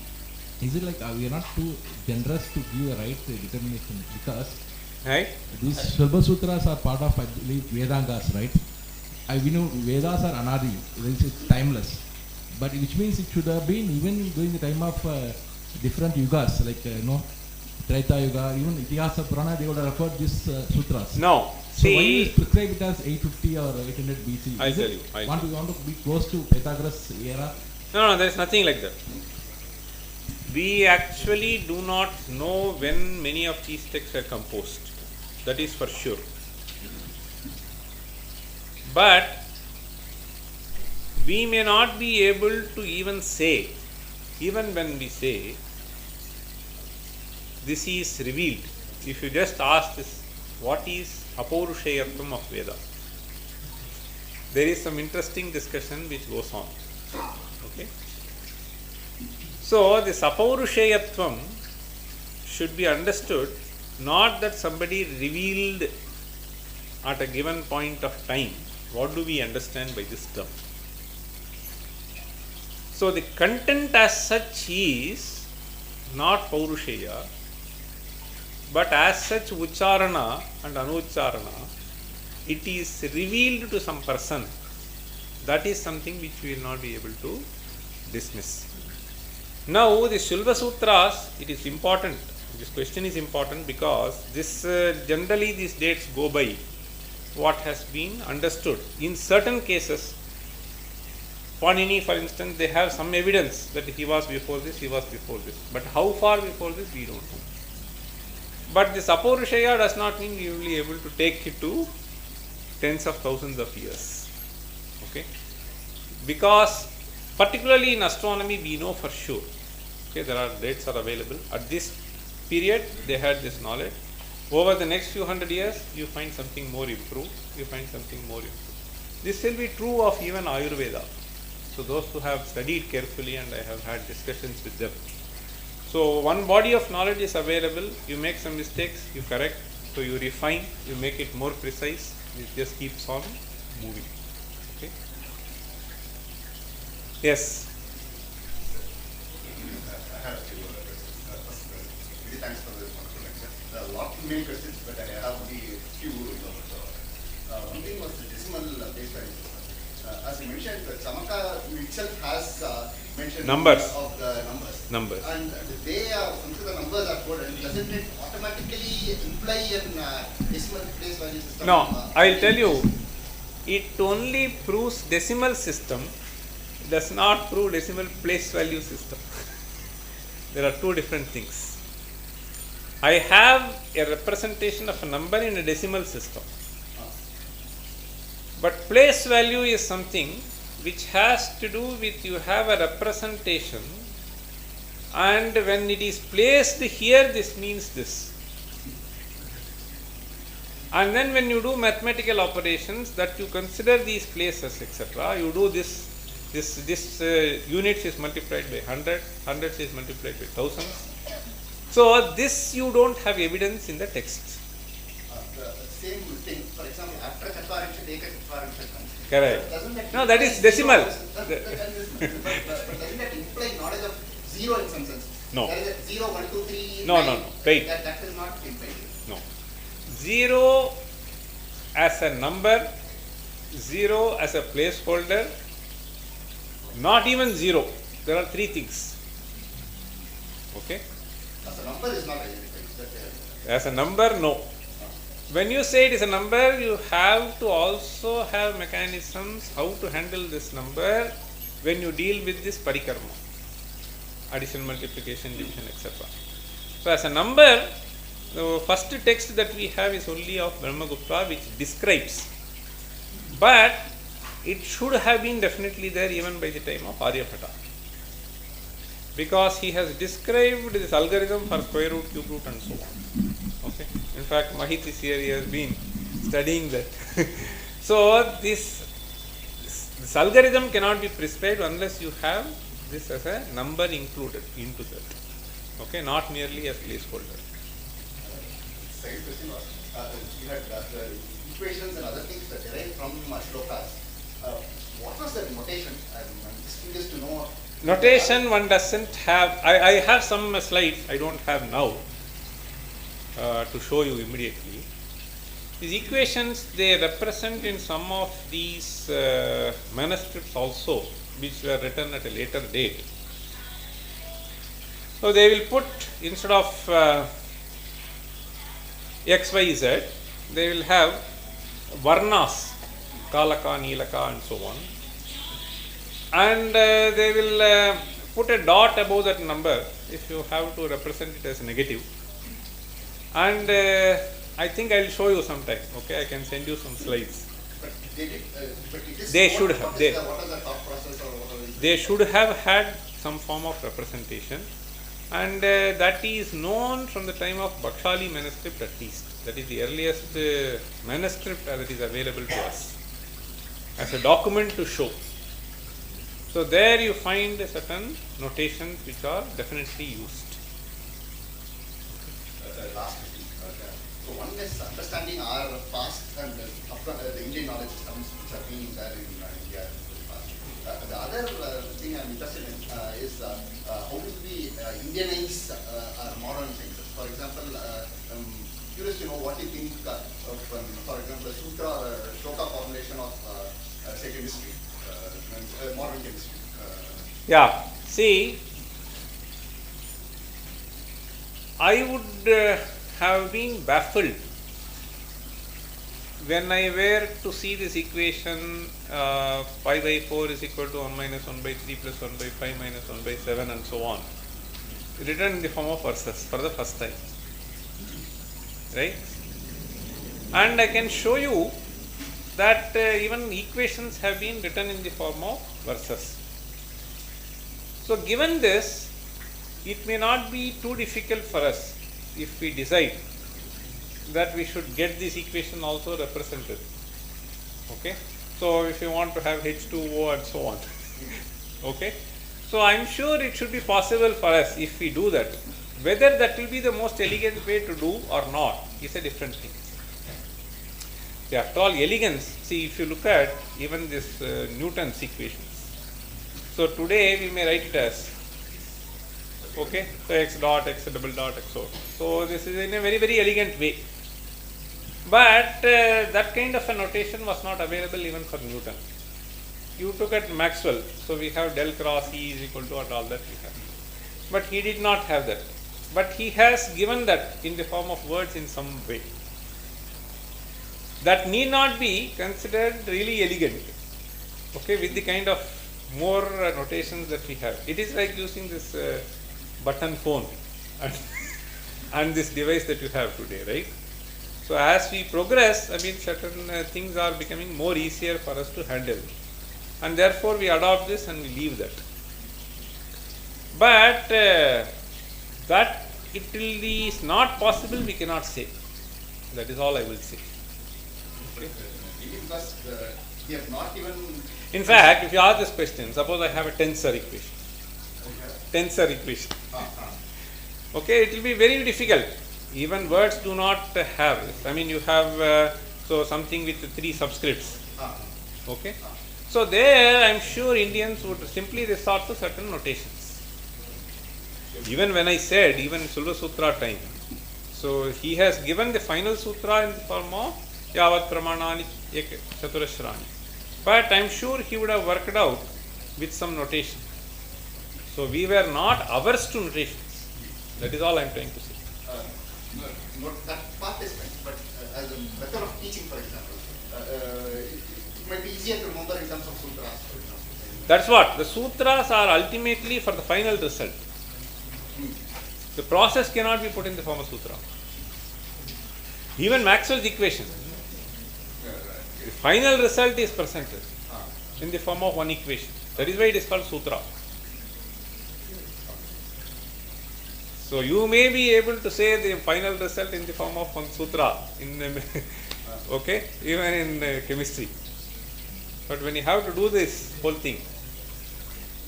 No, I took the example of chemistry because it has a lot of, it's not like Max physics where you can give some certain axioms and derive things from it, definitions and then derive things from it.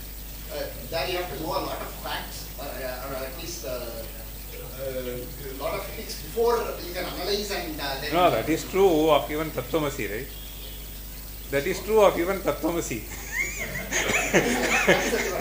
you have to undergo a lot of process, you have to know so many things and finally this is the mistake. Just I was watching some videos where we are using some Lagu Guru kind of a thing in our scriptures. So they use the notation about a digital form of a key. Huh? Digital form Digital zeros form, and 1 ones. 0. Zeros and ones. So is there any effort going in our Sanskrit industry that we are developing our own Sanskrit language as a programming language so that we can use everything in our Sanskrit language? Let me tell you, there is nothing like any language becoming a programming language, whether it is Python or C or whatever it is. So ultimately it is all something. This is just some sort of a code that we write in some form, and what goes behind is something else. You know that. Now as far as this question is concerned, you have to be very clear that all that we can claim is with Laghu and Guru, whatever that is being done with 0 and 1 has been done. In other words, the combinatorics are rather binary representation. Okay? So it is essentially binary representation of numbers. So that we find a one-to-one mapping here. So we will be very easily, and not only that, so suppose, this is very simple for you to understand. Suppose I say Sari Gama. How many combinations that I can have? 4 factorial, right? If you just arrange them, you can have 4 factorial. Now, you have a certain interesting procedure which will tell you. Suppose you have 8. So, you will have 8 factorial, which is a much bigger number. So, I will ask you the question, what is the pattern in 726th line? If you arrange the patterns, if you list all of them, 8 factorial, you write down. This is what is called prastara. So, in 726th line, what will be the pattern? So, if you want to ask me the other question, so given this pattern in a certain way of writing, if you do not have a certain way of writing, you will be thoroughly messed up. Right? You should have a systematic way of writing it out. And having written down, I can ask this question. So, these are certain things which have been understood and analyzed here. So, with reference to swaras, with reference to factorial, with respect to Guru and Laghu, you can have either Laghu or a Guru. Every syllable can be Laghu or a Guru. Suppose I have Anushtup meter, which has 8 syllables. Okay? So, how many patterns can I have? 2 to the power of 8. So 2 to the power of 8 is 256. You write down all the patterns systematically. Guru, Guru, Guru, Guru, Guru. Finally you end with Lagu, Lagu, Lagu, Lagu, Lagu. Okay? Now you can ask this question, 178th line, what will be the pattern? Okay? Among the Guru Lagu. So these are things which have been done. It is what is called Prastara, Nashta, Uddishta and so on. Okay? So there are sixfold things which they study. So it is in this sense the kind of questions that we face in combinatorics, okay, which in computer parlance they call it as ranking and unranking. Okay?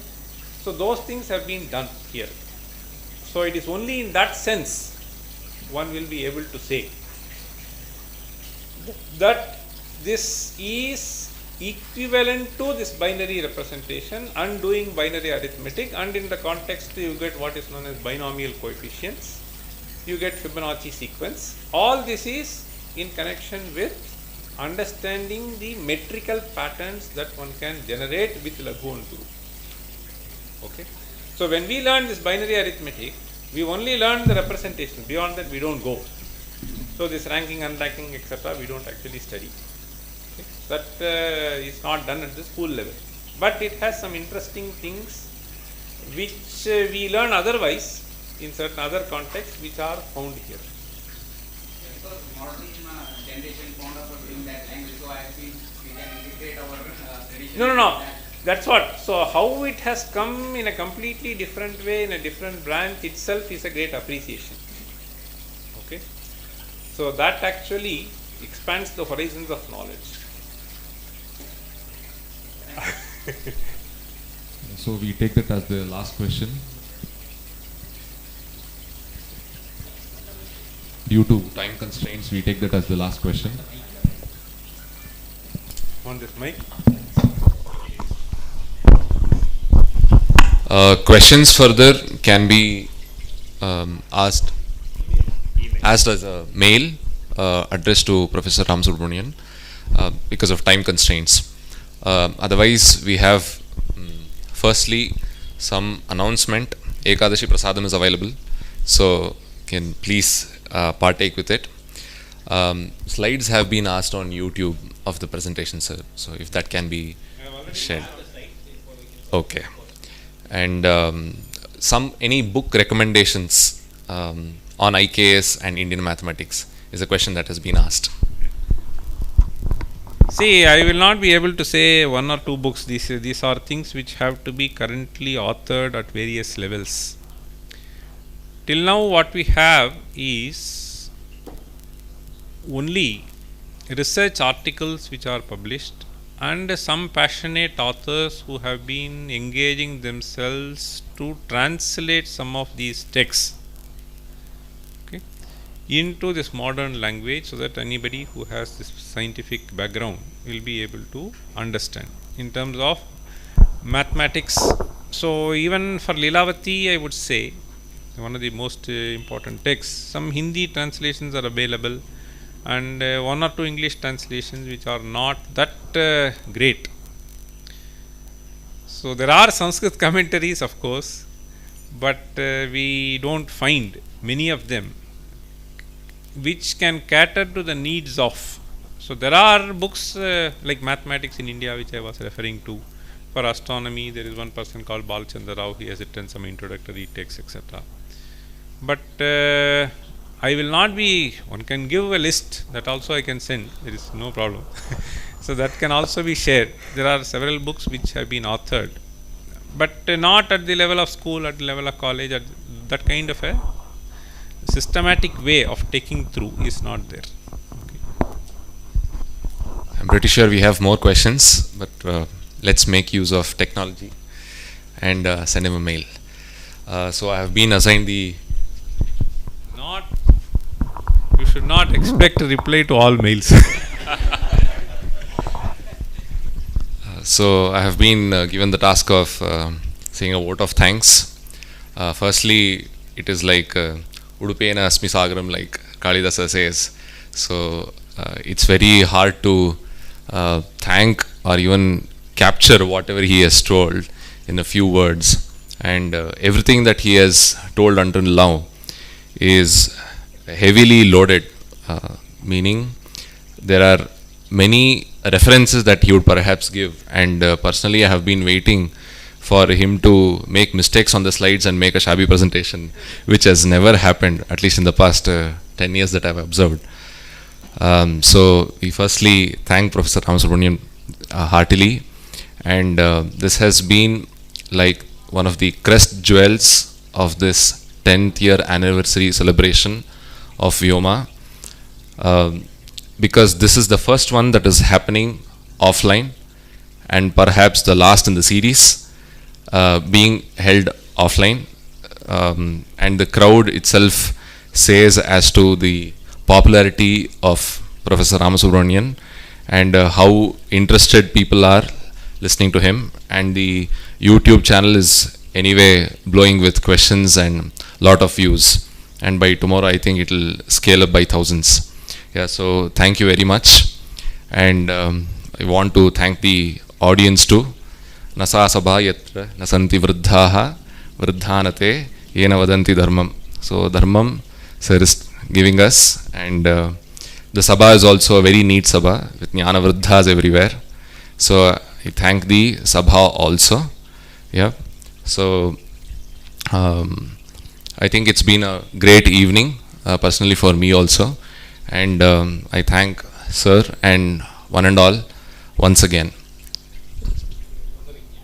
And yeah, I have to thank Yoga Vijnana for providing this space for this evening. Yeah, thank you one and all.